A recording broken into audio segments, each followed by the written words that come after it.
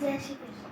वसुदेवसुतं देवं कंसचाणूरमर्दनं देवकी परमानन्दं कृष्णं वन्दे जगद्गुरुं कृष्णं वन्दे जगद्गुरुं कृष्णं वन्दे जगद्गुरुम्। ॐ श्री परमात्मने नमः। श्रीमद्भगवद्गीता अथ द्वादशोऽध्यायः। अर्जुन उवाच एवं सततयुक्ता ये भक्तास्त्वां पर्युपासते ये चाप्यक्षरमव्यक्तं तेषां के योगवित्तमा मय्यावेश्य मनो ये मां नित्ययुक्ता उपासते श्रद्धया परयोपेतास् ते मे युक्ततमा मताः।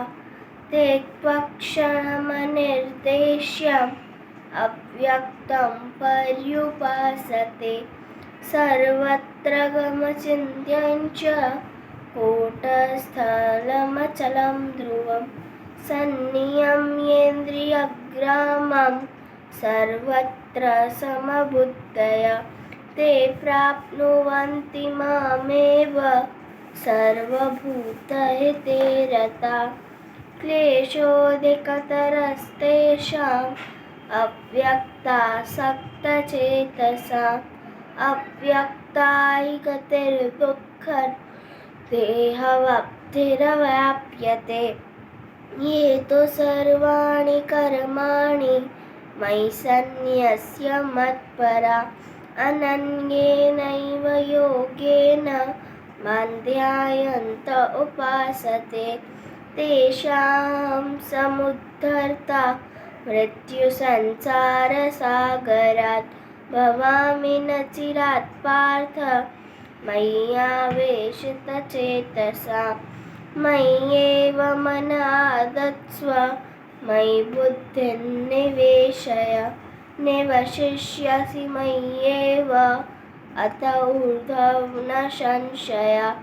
अथ चित्तं समादातुं न शक्नोषि मयि स्थिरम् अभ्यासयोगेन ततो मामिच्छाप्तुं धनञ्जय। अभ्यासेऽप्यसमर्थोऽसि मत्कर्मो परमो भव मदर्थमपि कर्माणि कुर्वन् सिद्धिमवाप्स्यसि।